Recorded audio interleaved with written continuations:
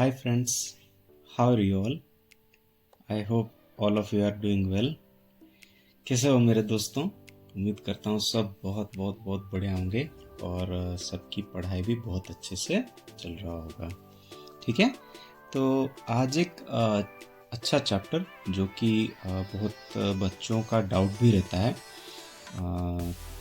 क्योंकि थोड़ा कॉम्प्लिकेटेड है, थोड़ा ज़्यादा नहीं, बस थोड़ा ही कॉम्प्लिकेटेड है, पर इसको हम बहुत ही इजी वे में समझने की कोशिश करेंगे। ठीक है, तो चैप्टर का नाम मॉलिक्यूलर बेसिस ऑफ इनहेरिटेंस। ठीक है, और ये क्लास 12th का है और मैं आप सबका एम सर। ठीक है, तो कोशिश करना जब भी मैं इसका कुछ भी पॉइंट्स दूंगा आप लोग उसका स्क्रीनशॉट ले लो या फिर कहीं पे आप मार्क करके रख लो। ठीक है, वो आप लोगों की मर्जी। ठीक है, तो चलो देखते हैं क्या होता है, क्या नहीं, कैसे होता है। अच्छा, जब भी हम मॉलिक्यूलर बेसिस ऑफ इनहेरिटेंस या फिर जेनेटिक्स की बात करते हैं, दिमाग में सिर्फ बच्चों के कुछ सवाल आते होंगे, जैसे कि जेनेटिक्स मीन्स क्या है, उसका मतलब क्या है, कुछ ट्रांसफर हो रहा है क्या, कैरेक्टर ट्रांसफर हो रहा है या फिर जीन ट्रांसफर हो रहा है फ्रॉम पेरेंट टू अपस्प्रिंग, इतना तो सबको मालूम होगा। तो ये जो ट्रांसफर हो रहा है किसके थ्रू ट्रांसफर हो रहा है? डीएनए के थ्रू, क्रोमोसोम के थ्रू, इतना तो सबको मालूम होगा।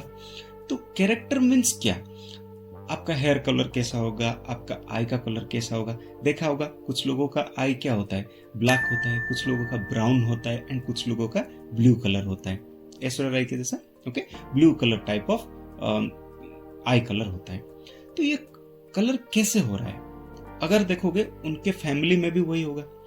तो इसमें इतना तो मालूम चल रहा है कि कुछ ट्रेट है, ट्रेट मीन्स कैरेक्टर, जिसको कंट्रोल कर रहा है क्या, डीएनए।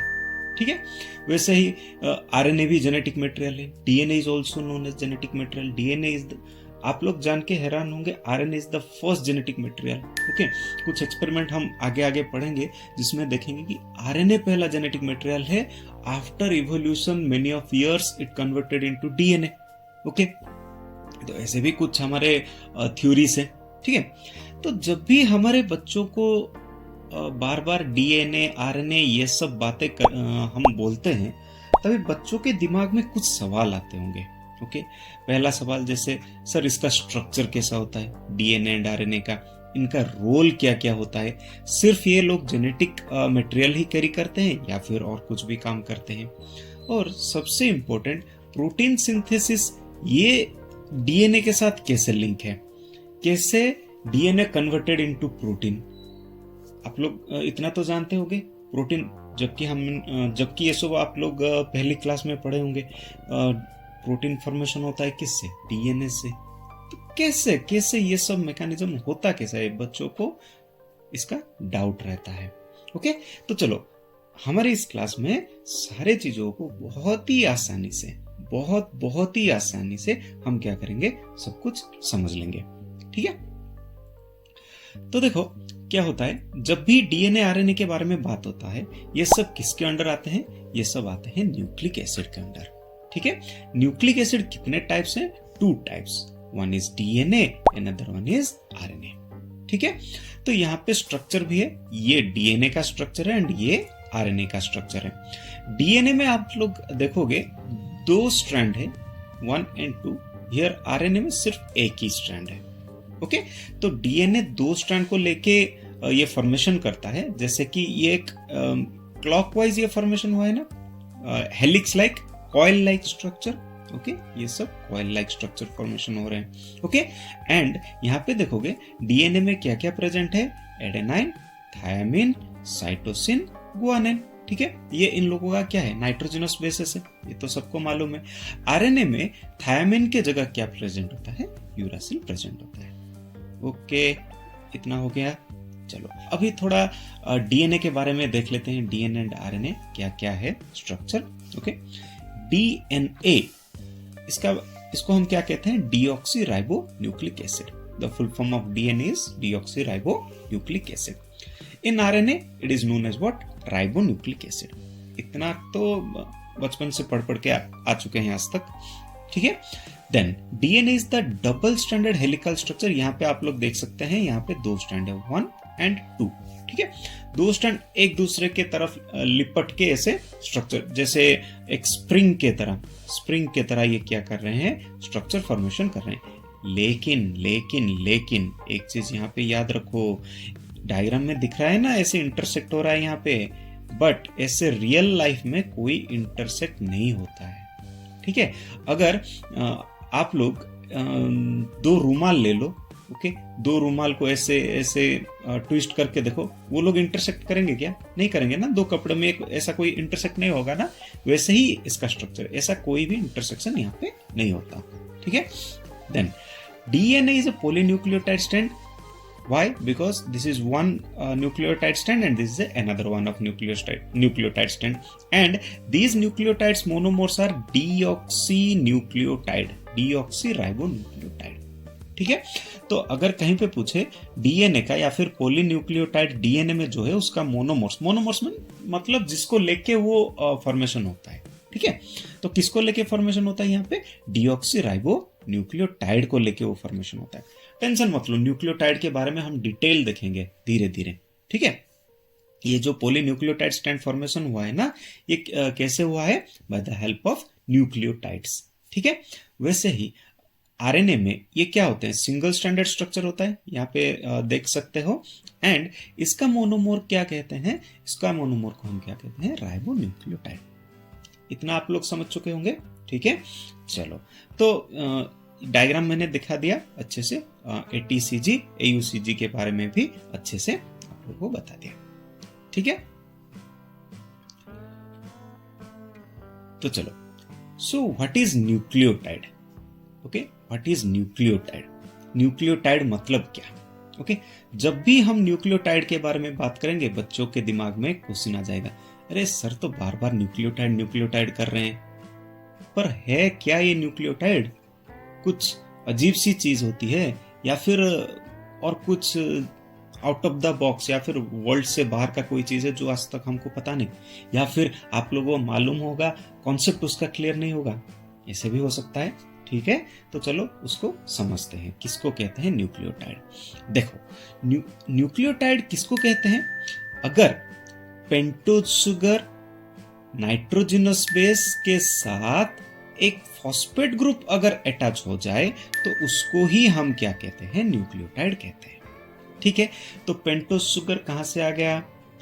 जब भी पॉलीन्यूक्लियोटाइड स्ट्रैंड हमारा फॉर्मेशन होता है, उस पॉलीन्यूक्लियोटाइड स्ट्रैंड में क्या क्या प्रेजेंट होता है? एक पेंटोज शुगर कहां पे आ गया? डीएनए का पेंटोज शुगर होगा तो क्या होगा? डीऑक्सी होगा, डीऑक्सी पेंटोज शुगर होगा। आरएनए का होगा तो क्या होगा? राइबोज शुगर होगा, ठीक है। इतना तो मालूम है, ओके, इतना सबको मालूम है। तो यहाँ पे न्यूक्लियोटाइड मतलब क्या? Phosphate group, pentose sugar and nitrogenous bases, इन सबको मिला के क्या फॉर्मेशन होता है? न्यूक्लियोटाइड फॉर्मेशन होता है। चलो अभी देखते हैं न्यूक्लियोटाइड का डिटेल्ड स्ट्रक्चर क्या क्या होता है न्यूक्लियोटाइड में, ठीक है। न्यूक्लियोटाइड 3 कंपोनेंट को लेके फॉर्मेशन होता है। One is pentose sugar, second one is phosphate group, third one is nitrogenous bases, जो कि अभी हमने डायग्राम में देखा, ओके। यहाँ पे देख सकते हो, ये हो गया पेंटोज शुगर, ये हो गया पेंटोज शुगर का structure, okay. Just a minute, okay. यहाँ पे देख सकते हो phosphate group, pentose sugar, nitrogenous bases. अभी तुम लोगों को बताया कैसे हो रहा है स्ट्रक्चर, वही यहाँ पे हो रहा है, ओके। तो यहाँ देखो, न्यूक्लियोटाइड में 3 स्ट्रक्चर है, एक है पेंटोज शुगर, दूसरा है फॉस्फेट ग्रुप, तीसरा है नाइट्रोजनस बेसेस, ठीक है। तो ये है डीएनए एंड ये है आरएनए। अच्छा, चलो थोड़ा इस डायग्राम के बारे में देख लेते हैं, ओके। डीएनए 5 कार्बन आटम का है। तो यहाँ पे देखो, डीएनए एंड आरएनए, ये बहुत बार क्वेश्चन पूछा जा चुका है, डीएनए एंड आरएनए में बेसिक क्या डिफरेंस है। अभी देखो, डीएनए का जो सेकंड नंबर है एंड आरएनए का सेकंड नंबर है, यहाँ पे देखोगे डीएनए में 1 ऑक्सीजन कम है, यहाँ पे 1 ऑक्सीजन क्या है? कम है, ओके। इसीलिए इसको क्या कहते हैं? Deoxy. Oxy means oxygen, D means वो निकल चुका है वहां से, ठीक है, डीऑक्सी, यहाँ पे एक ऑक्सीजन कम है। क्लियर इतना? वेरएज राइबोस शुगर में देख लो, यहां पे क्या है, एक ऑक्सीजन ज्यादा है। ओके, सो यहां पे अगर हम देखेंगे डीऑक्सी राइबोस शुगर में 3OH ग्रुप प्रेजेंट है, वेर एज राइबोस शुगर में 4OH ग्रुप प्रेजेंट है। क्लियर इतना? समझ गए या फिर कोई दिक्कत? पूरा क्लियर सबको? चलो, तो अभी हम देखेंगे पेंटोज शुगर के बारे में। Hope so DNA and RNA के डिफरेंस पता चल चुका होगा। क्वेश्चन में पूछता है कौन से पोजीशन में, इसलिए मैंने लिख दिया है यहाँ पे सेकेंड नंबर पोजीशन में। देख लो यहाँ पे क्या होता है, आरएनए में OH प्रेजेंट होता है, whereas in DNA only H present होता है। ऑक्सीजन यहाँ पे क्या होता है, कम होता है, इसीलिए उसका नाम डीऑक्सी है, 1 ऑक्सीजन कम है यहाँ पे।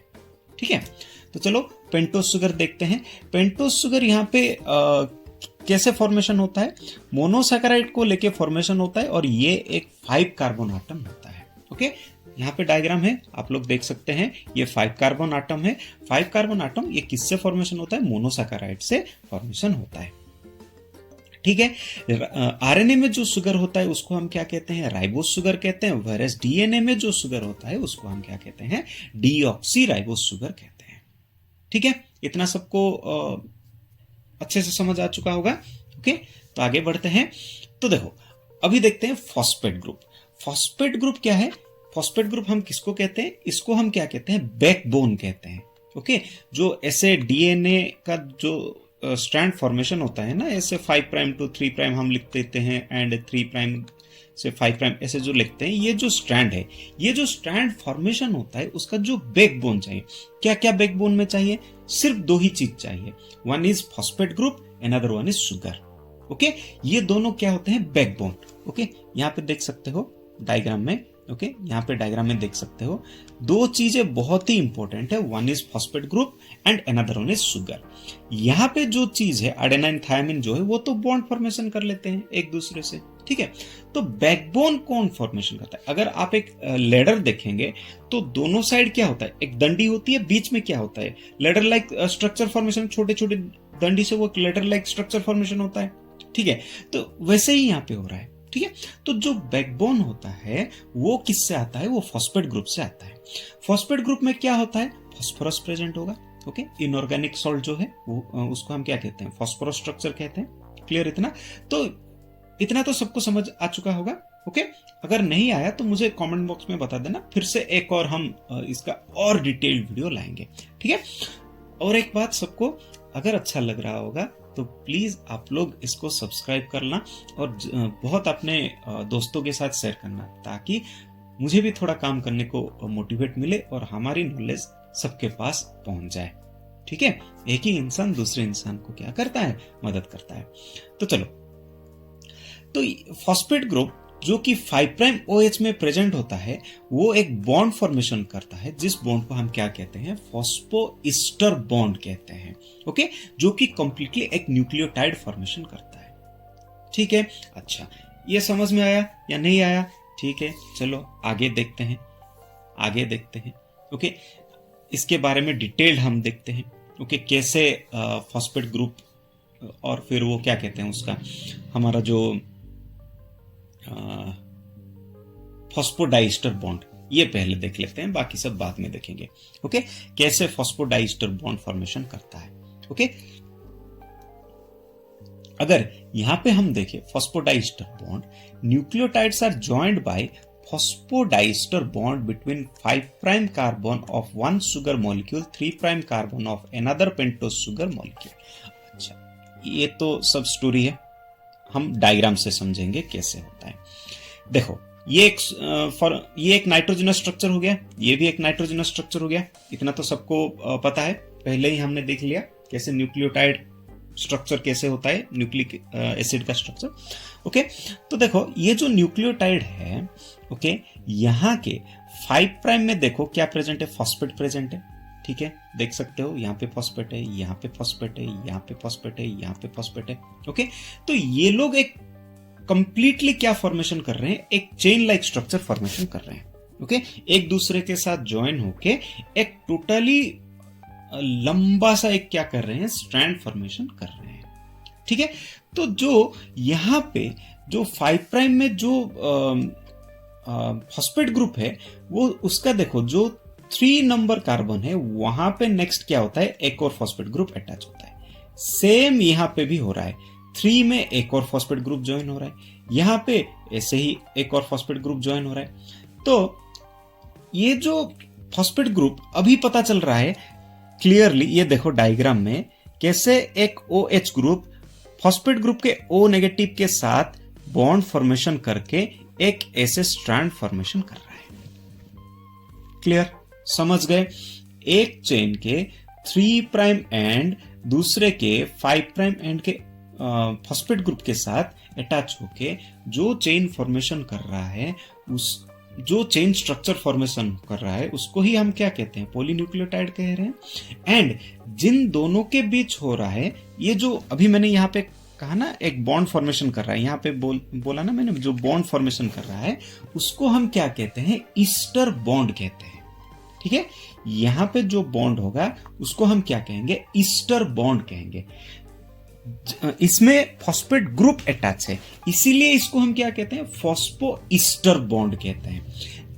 दोनों 2 न्यूक्लियोटाइड यहां पे ज्वाइन हो रहा है, इसीलिए इसको हम क्या कह रहे हैं, phospho die ester bond.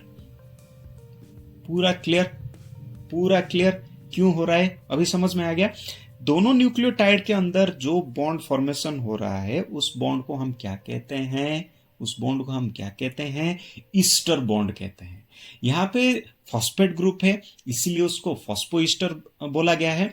Double bond हो रहा है इसलिए फॉस्फो डाईस्टर बॉन्ड इसको कहते हैं। क्लियर, पूरा क्लियर इसमें, या फिर कोई डाउट? हाँ, अच्छे से समझ गए?